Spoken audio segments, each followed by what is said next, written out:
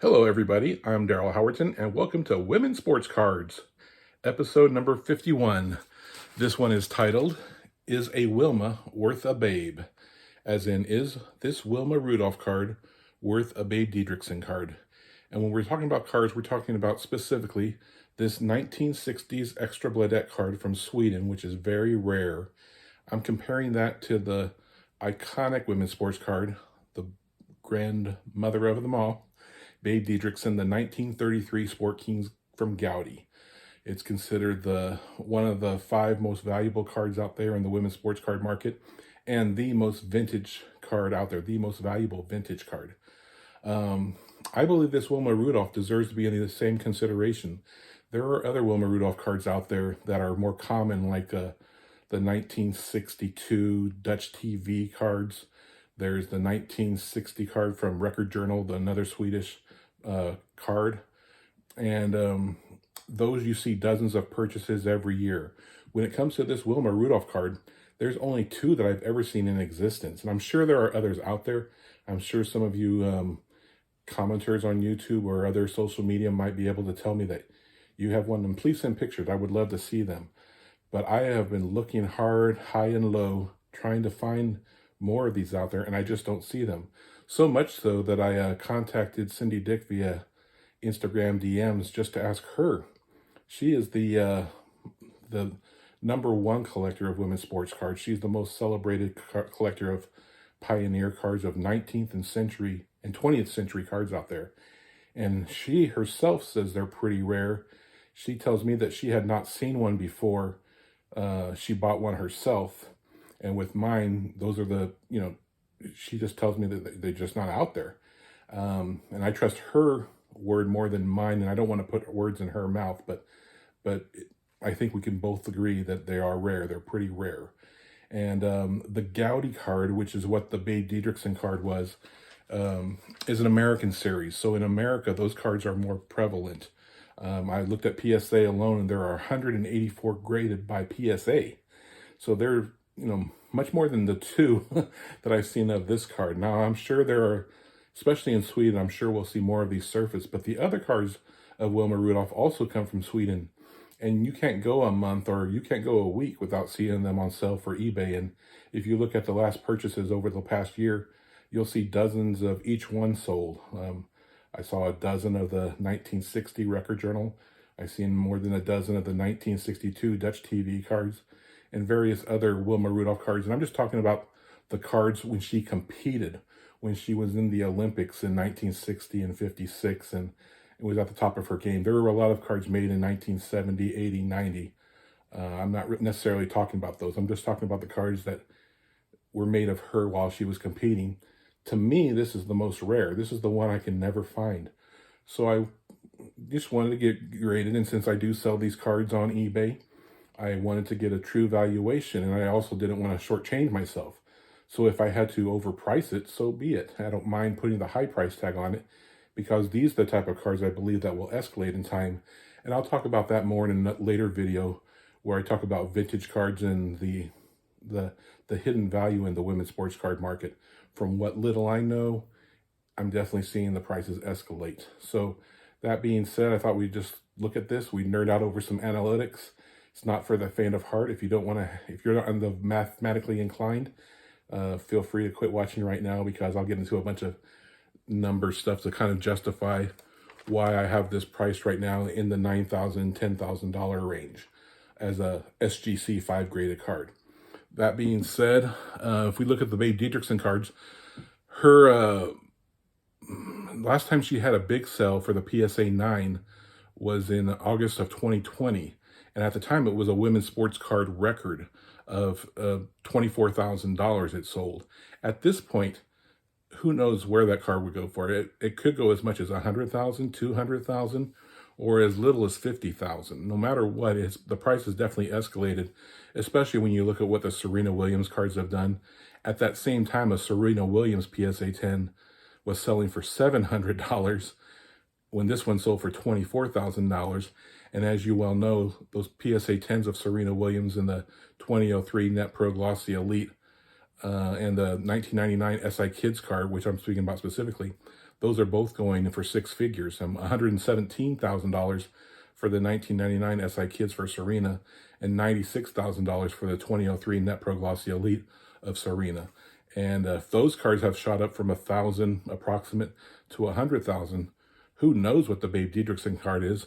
And that also makes me want to know, who knows what this is worth? I don't know, but I definitely think it's a hidden value, much more so than the other Wilma Rudolph cards, which I also believe are undervalued for their price too. I mean, you could buy, I have an SGC 3 selling right now for, I think $160, and I sold the SGC 3 of one of those other Dutch cards for $190 a couple months ago.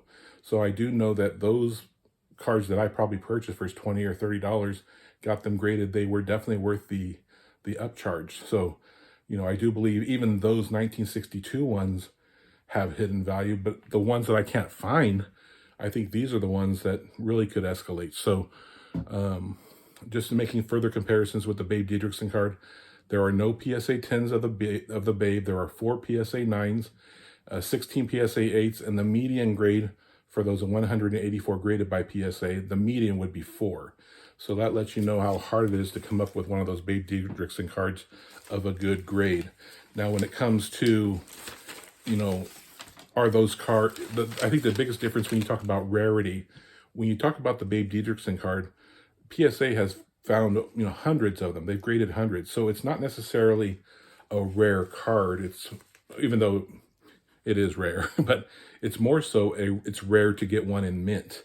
You know, there's no 10s, there are 4 9s, very few 8s. It's just very, very tough to get a grade. So that is rarity in its grade, and as far as being a mint card.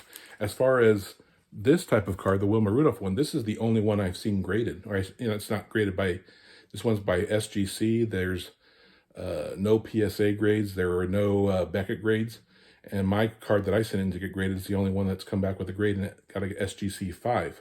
I do know Cindy Dick has one. I see one on her Giant Legends page, and I recommend everybody go out there and look at those pages if you're not a Cindy Dick fan already, because she has the greatest collection ever, and it's so inspiring. But that's another story. That being said, this would be a card that I would say is rare as a card. I just don't see them out there. And the only time I saw it on sale for eBay, I swooped in and bought mine. So that's how we go with that. How I come up with price evaluations, I always look at comparable figures.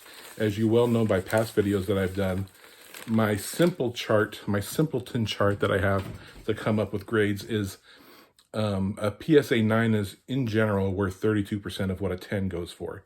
Now, when the 10s are rare, the 10s get worth a lot more than just the 32% part. But in general, when we talk about modern cards, I think a 9 is worth a third of what a 10 goes for. 32% is my exact figure. And everyone after that is half of the previous value. So a PSA 8 would be 16%, since it's 16 is half of 32. A PSA 7 would be 8%, and so on and so on. A 6 would be, you know, half of 8, 4. So anyway, that's how I come up with that. And the same thing works true when you get down to PSA 4, it's 1%. PSA 3 would be 0.5%, and so on. So when there were Babe Didrikson cards that were selling for, the PSA 1s were selling for $750, or the PSA 2s for $1,000, you know, I calculate what that would equate to as a, you know, a PSA 10. And then what I always do is I take out the high figure, take out the low figure. And there have been a lot of sales of Babe Didrikson cards recently. In the last 4 months, there have been 5 that have sold. 2 PSA 1s, 2 PSA 2s, and 1 PSA 8 for $8,000. So when you convert the valuations to 10 values, take out the high, take out the low, you end up with, you know, valuations that you could base these cards on. And, you know, for instance, when you average those figures out, it comes out to $9,600 of what a PSA 10 would be worth. I'm sorry, it comes out to $480,000 what a PSA 10 would be worth. So if a 5 is worth 2% of what a 10 goes for, 2% of 480,000 would be 9,600. So that's why I have it priced as such in the 9.6 and the 10K range, because if this card is indeed as rare as a Babe card and as valued as a Babe card, that's what a 5 should sell for in general. Now, I could also make the argument that the Wilma card is more rare, it's more valuable. I mean, she was just as beloved, she was actually more beloved than any female athlete of the 20th century, and she's on everybody's Mount Rushmore when it comes to the greatest female athletes of the 20th century. You've got Wilma, you've got Babe, you've also got on that mountain, you've got Martina Navratilova, you've got Jackie Joyner-Kersee, and then if you even want to count the 90s athletes, which is 20th century, Mia Hamm deserves to be on that mountain. Those are your top 5, and no matter whose Rushmore you look at, you'll see Wilma on that Rushmore. She deserves it. So, and she's probably more beloved than any female athlete out there of those I just named. I mean, she is. You grew up with her. You read about her in your elementary school. There's books. There's dozens and dozens of books about her overcoming polio at a young age when she couldn't walk, and this little girl who had trouble walking ends up becoming the fastest woman on planet Earth in the 1956-1960 Olympics. She was the first athlete to win 3 gold medals at the Olympics. Not just female athlete, not just black athlete, but first athlete, period. Winning in the 100-meter, 200-meter, the 4x1 relay. And those were the Olympics that were the first ones on TV, so she became an international star. She's just so beloved, especially with her rags to riches story as far as a girl who couldn't walk who becomes the fastest woman on earth. They made a movie about her. They wrote books about her. Like I said, go to any elementary school in America and you'll see books on Wilma Rudolph. I remember reading it when I was a little boy. And I also remember when I was a little boy seeing the 1977 TV movie Wilma, starring Shirley Joe Finney, Cicely Tyson as Wilma's mother. It's also the rookie card of Denzel Washington, his very first movie ever. And his wife also appeared in it, Pauletta Pearson, who later became Pauletta Washington. It's just it's on YouTube right now. You can go watch the Wilma movie. I highly recommend it. Bud Greenspan directed it. He's the famed, legendary Olympics documentarian. So you have actual Olympic footage on there.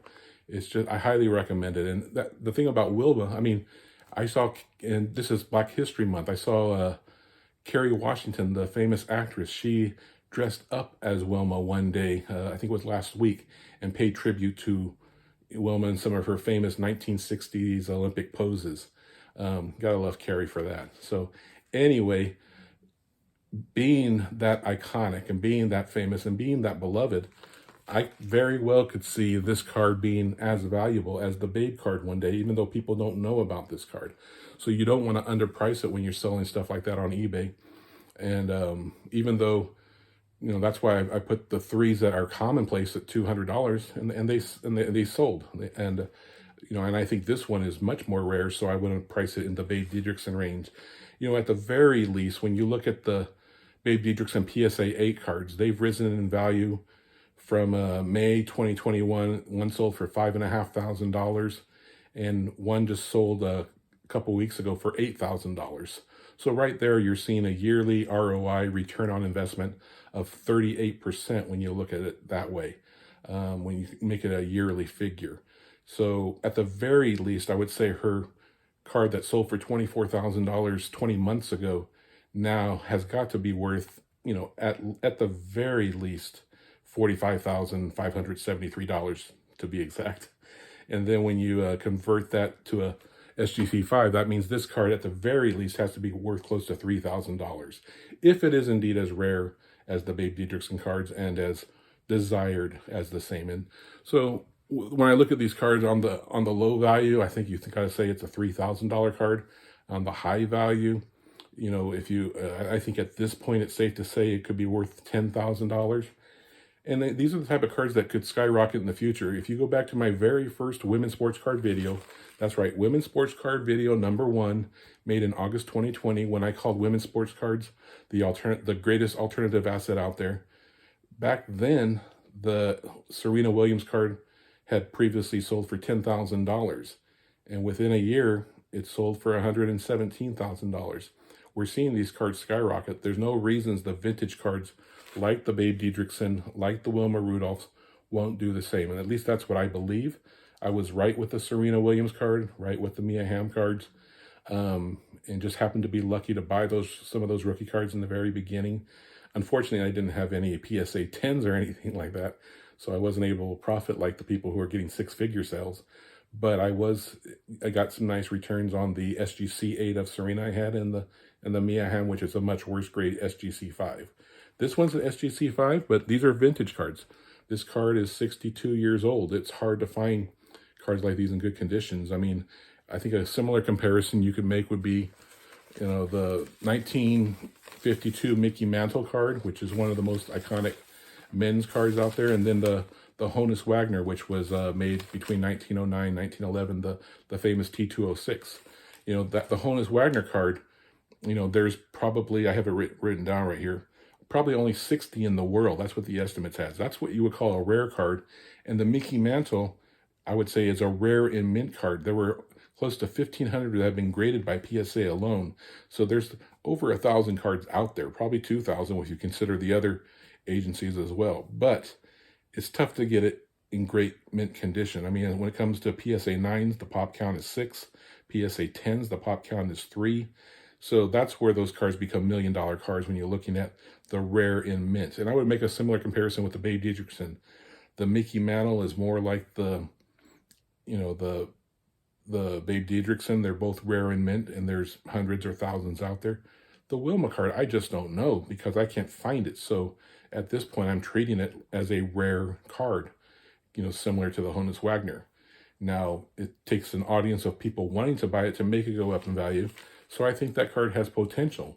Now, I don't know if one day someone in Sweden pops out hundreds of, these 1960s cards from their, cardboard boxes, and gets them graded. Who knows? But as of right now, they're just not easy to find. So that's why I have them valued as such. That's how I come up with valuating vintage cards.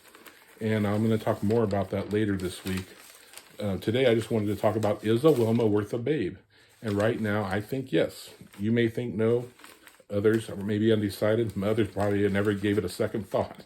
But that's the question of the day. And later on this week, or next week, sometime soon, I'm going to do a video for our women's vintage cards about to skyrocket. I believe so, and I'll try to bring some evidence behind it. But right now, I see my time is up. I've been talking for too long already, coming close to 18 minutes.